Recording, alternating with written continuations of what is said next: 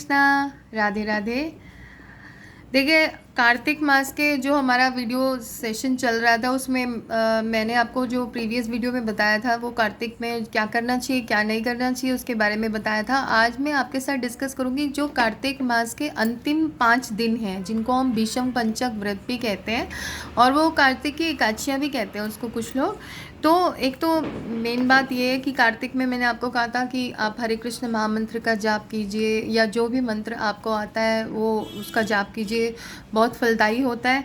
अगर कोई कार्तिक में ओम नमो नारायण इस मंत्र से श्री हरि की आराधना करता है तो ऐसा बोलते हैं कि उसे नरक के दुखों का उसको नरक के दुखों से मुक्ति मिल जाती है, उसे नरक के दुखों को भोगना नहीं पड़ता। दूसरा, उसको अगर हम कार्तिक मास में विष्णु सहस्त्र नाम या गजेंद्र मोक्ष का पाठ करते हैं। गजेंद्र मोक्ष उन लोगों के लिए बहुत ज़रूरी है जिनके ऊपर कर्जा है किसी भी तरह का। यदि आपको कर्जा है और आपसे उतर नहीं रहा है और आप परेशान हैं तो कार्तिक में ही नहीं, आगे पीछे भी आप गजेंद्र मोक्ष का पाठ कीजिए। आप देखिए आपका कर्जा धीरे धीरे उतरने लगेगा, रास्ते ऐसे बनने लगेंगे। तो गजेंद्र मोक्ष का पाठ जो है ना वो बहुत फलदायी है। और जो ऐसा कहते हैं जो संपूर्ण जीवन, नॉट ओनली इन कार्तिक, जो पूरे जीवन ही गजेंद्र मोक्ष का पाठ करता है उसे फिर इस जन्म में दोबारा इस धरती पे दोबारा वापस नहीं आना पड़ता, यानी कि उसका दोबारा जन्म ही नहीं होता, वो मुक्त हो जाता है। तो विष्णु सहस्त्र नाम का पाठ कीजिए, गजेंद्र मोक्ष का पाठ कीजिए और कार्तिक मास में भगवान के नामों का कीर्तन ज़रूर ज़रूर कीजिए। आप रात्रि 12 बजे तक या 12 बजे से पहले 11, साढ़े 11, 10 बजे, देखिए अपना काम जैसे हम ख़त्म कर लेते हैं, रात में हमारा 10, साढ़े 10 बजे तक सारा काम ख़त्म हो गया तो हम आधा घंटा नाम जप कर सकते हैं, कीर्तन कर सकते हैं भगवान के नाम का। और कुछ नहीं आता तो हरे कृष्ण कृष्ण कृष्ण हरे हरे, हरे राम राम राम हरे हरे, इस मंत्र का जाप कीजिए। और बैठे बैठे और कुछ नहीं तो आप ऐसा सोचिए कि मैं वृंदावन में हूँ, मैं ठाकुर जी के सामने खड़ी हूँ और हाथ जोड़ के उनसे प्रार्थना कर रही हूँ और स्तुति कर रही हूँ। देखिए कितना आनंद आएगा। तो उसके बाद में आपको ये करना है।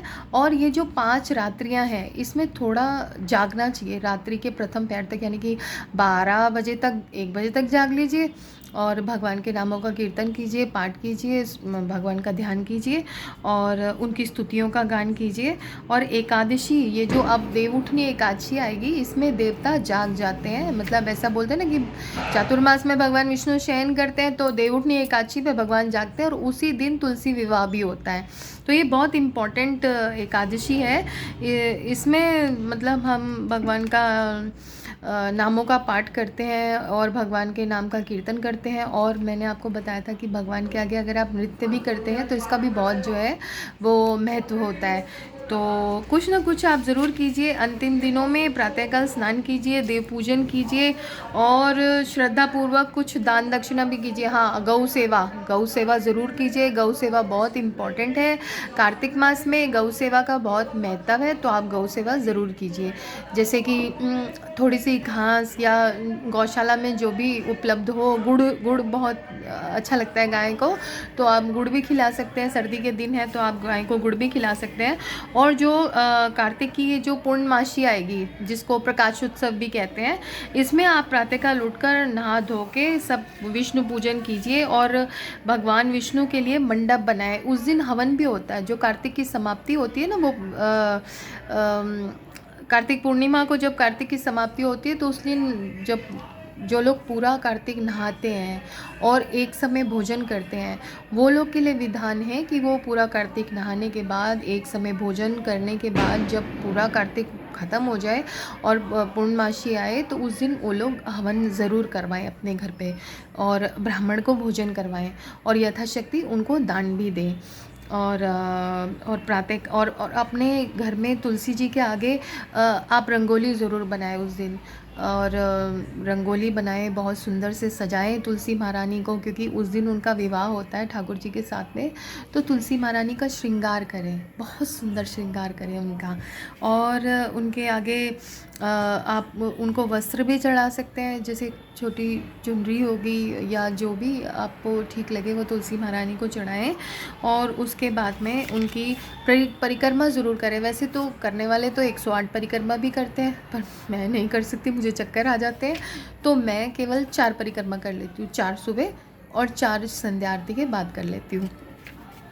और तुलसी महारानी के पास बैठ के मंत्र जाप जरूर कीजिए, कीर्तन कीजिए उनके सामने, क्योंकि तुलसी महारानी जो है ना वो भक्ति देवी है, हरि प्रिया है, और वो हरि की भक्ति को देने वाली है। देखिए कुछ लोग कहते हैं कि भाई मेरे से तो भक्ति होती नहीं और मेरा भगवान में मन भी नहीं लगता, तो ये हमारे पूर्व जन्म के ऐसे कर्म होते हैं जो हमको भक्ति करने नहीं देते और भगवान में हमारा मन भी नहीं लगने देते। तो ऐसे केस में हम क्या करें? ऐसे केस में हम जब खुद समर्थ नहीं होते तो किसी सामर्थ्यवान की सहायता लेते हैं। तो तुलसी महारानी जो है वो सर्वसमर्थ है, हरि प्रिया है, भगवान को बहुत प्रिय है, भगवान उनकी बात को नहीं टालते।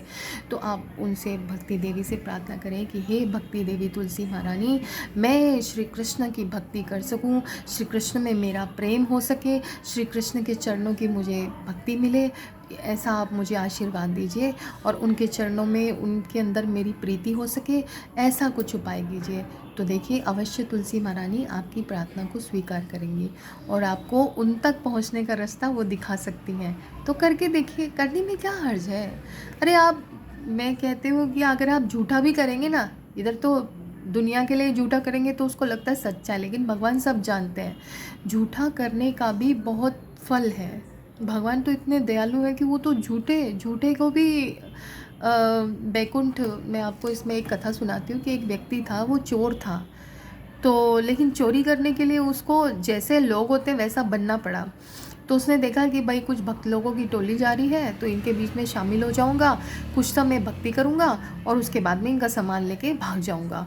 तो वो व्यक्ति जो है वो उनके बीच में शामिल हो गया। जैसे वो पूजा करें, कार्तिक मास में दीपदान करें और जो व्रत करें वो सब वो करने लग गया, चाहे वो ढोंग कर रहा था। तो वो ढोंग करते करते ऐसा हुआ कि वो उन लोगों का सामान लेके जिस दिन भागने को उसने प्लान बनाया था उसी दिन उसको किसी सर्प ने काट लिया और उसकी मृत्यु हो गई। अब भक्तों ने क्या किया, जैसे ही उसकी मृत्यु हुई तुरंत उसके मुंह में गंगा जल डाला, कोई बैठ के वहाँ पे गीता पाठ करने लग गया और भगवान से उसकी मुक्ति के लिए, उसकी आत्मा की शांति के लिए प्रार्थना करने लग गए सब भक्त लोग। तो देखिए उस नाटक का भी क्या फल हुआ, वो व्यक्ति सीधा बैकुंठ में चला गया। जब देवदूत उसे लेने आए तो यमदूतों ने बोला कि भाई ये तो बहुत पापी आदमी है, इसको कैसे लेके जा रहे हो आप? बोले ये पापी नहीं है, ये तो विष्णु भक्त है, इसने तो भगवान की भक्ति की है कार्तिक में, ये तो बैकुंठ का अधिकारी है, आप इसे कैसे लेके जा सकते हैं? तो देखिए इतना, मतलब जिसने जीवन भर कुकर्म ही किए उसको भी भगवान इतने दयालु हैं, इतने दयालु हैं, इसीलिए तो उन्हें दया का सागर कहते हैं। पर हम विश्वास नहीं करते। आप मम्मी पे विश्वास कर सकते हैं, पापा पे विश्वास कर सकते हैं, भाई बहनों पे विश्वास कर सकते हैं, तो भगवान पे क्यों नहीं कर सकते? एक बार आप उन पे विश्वास करके देखिए, फिर किसी और पे विश्वास करने की आपको ज़रूरत ही नहीं पड़ेगी, क्योंकि आपका संबंध जब उनके साथ स्थिर हो जाएगा तो फिर किसी और कोई है कि नहीं क्या फ़र्क पड़ता है, कोई साथ में खड़ा है कि नहीं क्या फ़र्क पड़ता है। देखिए आत्मा और परमात्मा ये दोनों अलग नहीं है, एक ही हैं। तो जब ये मिल जाते हैं, इनका संबंध स्थापित हो जाता है, तो फिर कोई हमारे साथ खड़ा है कि नहीं खड़ा, हमें कोई फ़र्क नहीं पड़ता। तो ये सब बातें बहुत लंबी हो गई।